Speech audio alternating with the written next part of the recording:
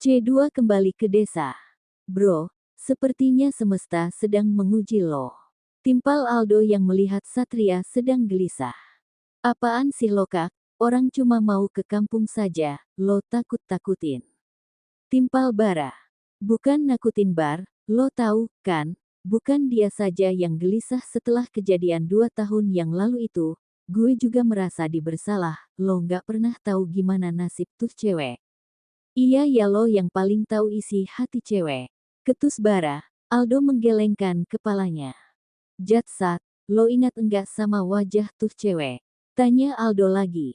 Gue nggak terlalu ingat sih, wajahnya samar-samar.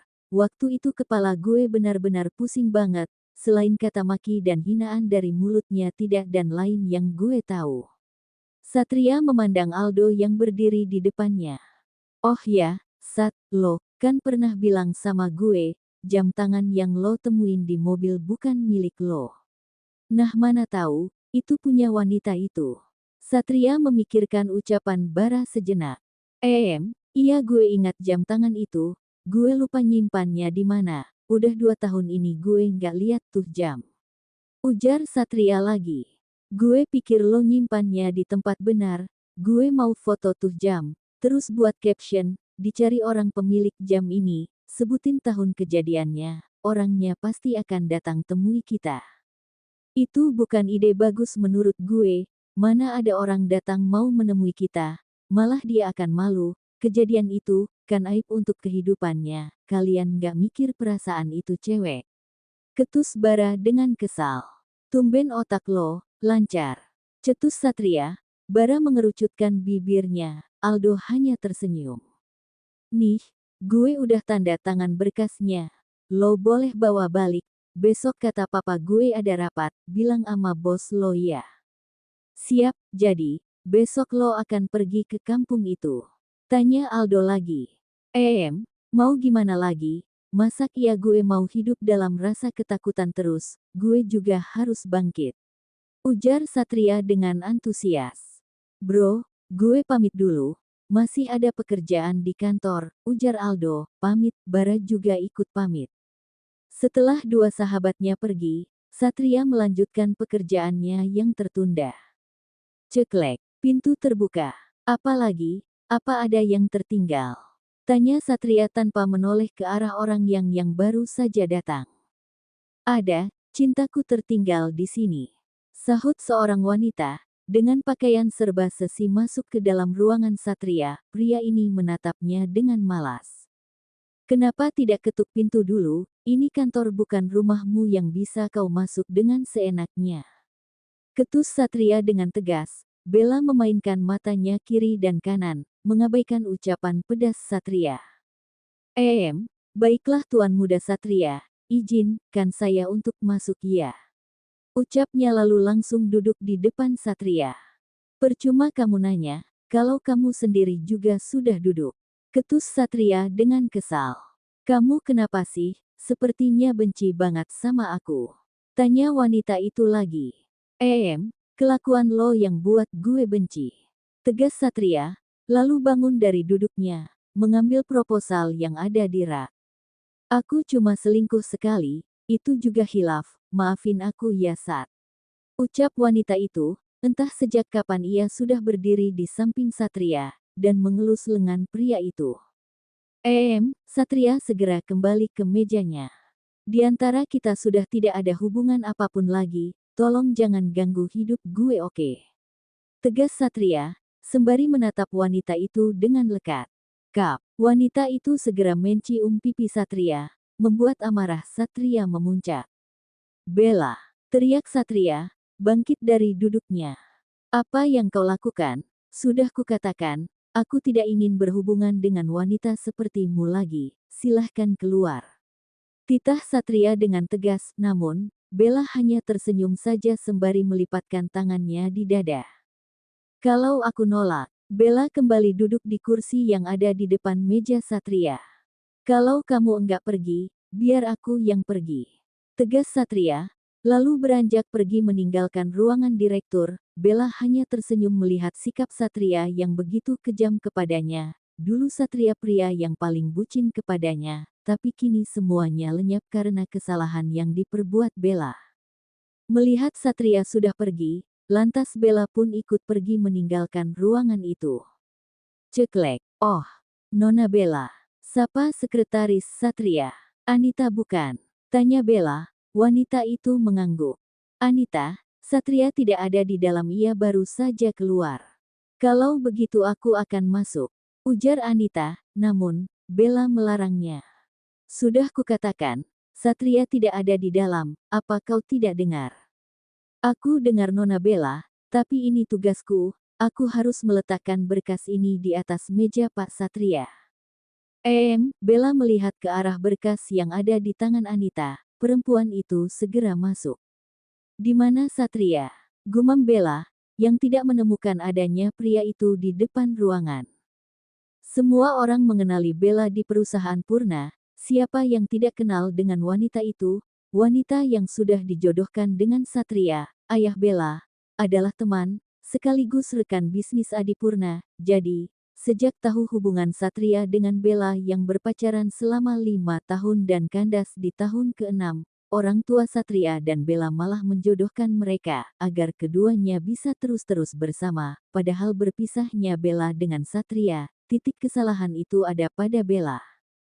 Di tempat lain, Azizah baru saja tiba di pesantren Alkitab, pesantren almarhum Abah Karim, yang saat ini dipimpin oleh Gus Zain. Assalamualaikum Gus, ucap Azizah, menyapa pria yang berumur 45 tahun itu. Waalaikumsalam. Apakah semuanya sudah berkumpul? Tanya Azizah, dan sedikit mengintip ke dalam ruangan. Sudah. Azizah boleh langsung mengajar.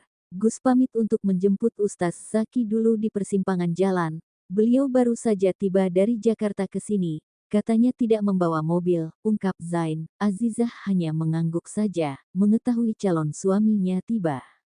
Apakah Azizah ingin menitip sesuatu? Tanya Zain, wanita itu menggelengnya. Titip salam gitu, sambungnya lagi, yang tersenyum.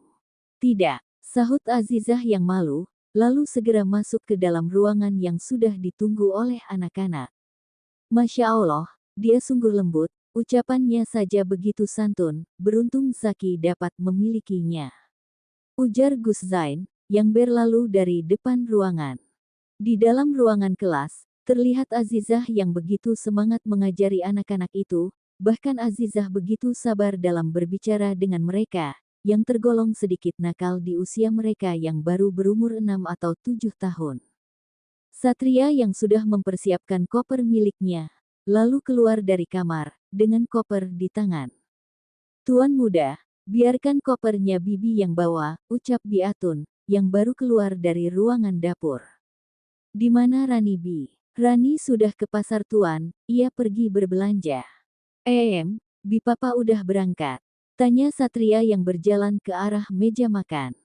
Tuan besar, sama nyonya sudah pergi sejak pagi, katanya ada pertemuan, sekalian pergi undangan. Satria mengangguk, sembari memasukkan roti ke dalam mulutnya. Bi, kalau papa pulang, tolong titipkan berkas ini ya, aku akan berangkat sekarang ke kampung. Baik tuan, serahkan saja sama Bibi. Atun mengambil berkas yang diberikan Satria kepadanya.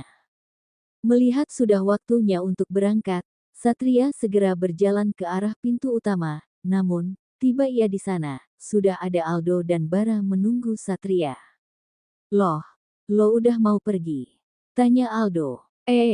Dah jam 9, gue harus tiba di sana sebelum malam, lo tahu, kan tempat itu sepi. Dan aku sudah 2 tahun enggak ke sana, jadi enggak tahu bagaimana keadaan di sana. Hati-hati di jalan, terus kabarin gue. Ceklek. Bara baru saja turun dari mobil, dan menghampiri Aldo dan Satria di depan pintu masuk. Kami mau berangkat ke New York hari ini, jadi datang dulu ke sini, untuk bertemu denganmu, aku akan lama di sana. Ungkap Bara, berdiri di sebelah Aldo. New York. Jadi, papa lo benaran udah terima kontrak dengan perusahaan asing itu. Benar, perusahaan itu cukup hebat dan besar di sana, jadi kapan lagi punya kesempatan seperti ini, jadi kami berdua akan sibuk di sana.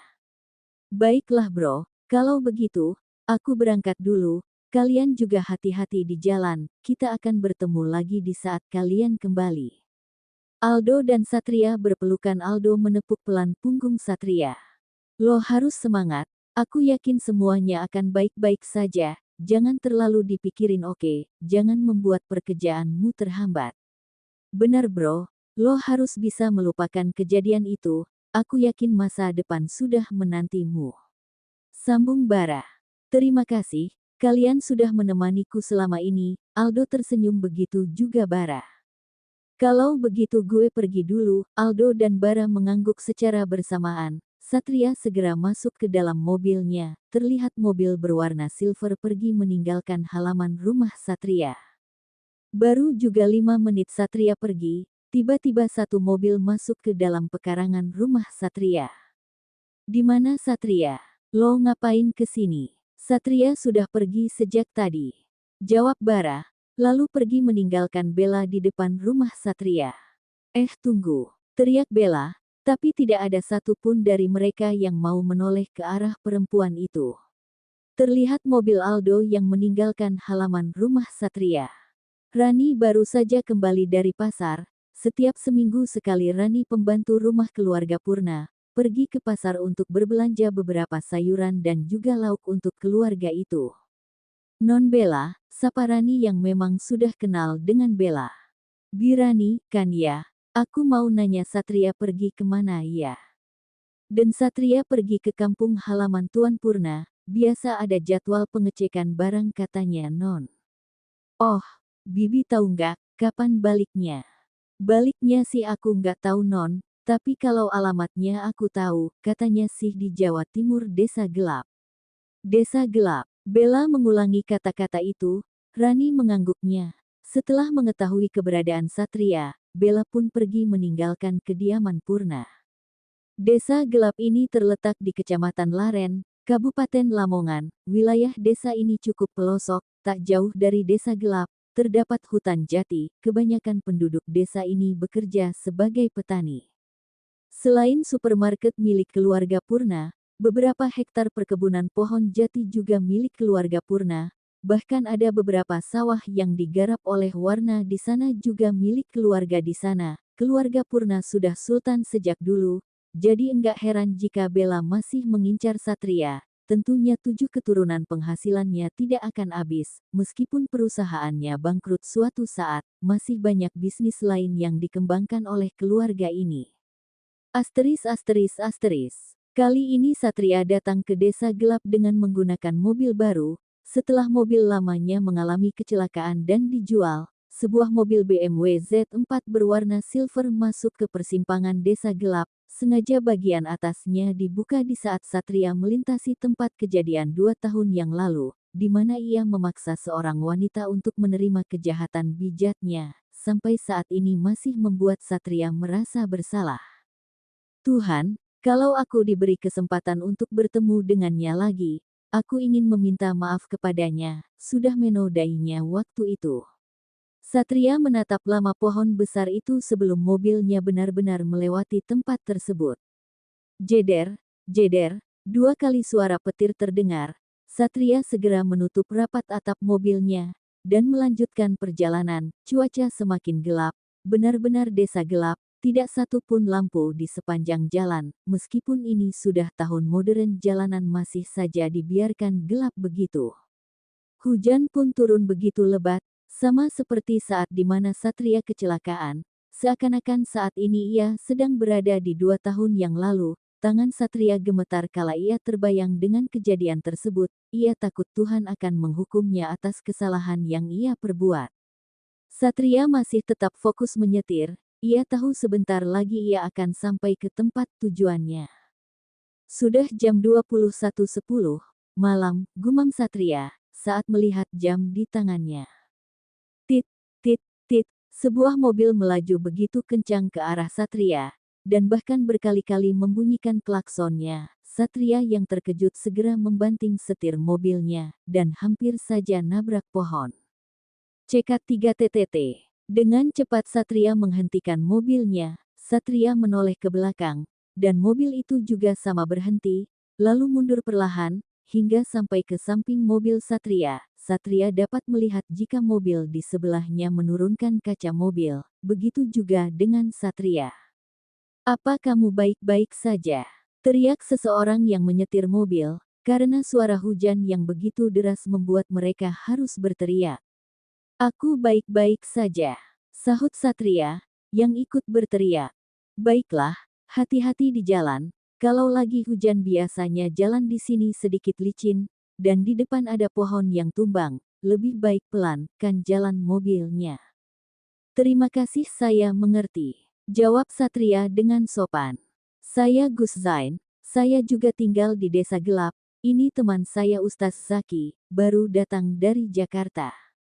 Zain mengulurkan tangannya melalui kaca mobil. Satria segera menerimanya, sembari memperkenalkan diri. "Saya Satria Alamsyah. Saya juga dari Jakarta. Saya ke sini, ada urusan pekerjaan. Senang berkenalan dengan Anda semua," balas Satria dengan sopan. "Saya duluan, karena saya sudah lama dalam perjalanan takut membuat saya mengantuk," sambung Satria. Zain dan Zaki mengangguk bersamaan. Brum! Mobil Satria melaju dengan sangat kencang. Zain dan Zaki hanya menggelengkan kepala mereka, baru saja diperingati agar membawa mobil dengan pelan, tapi Satria malah melaju begitu kencang.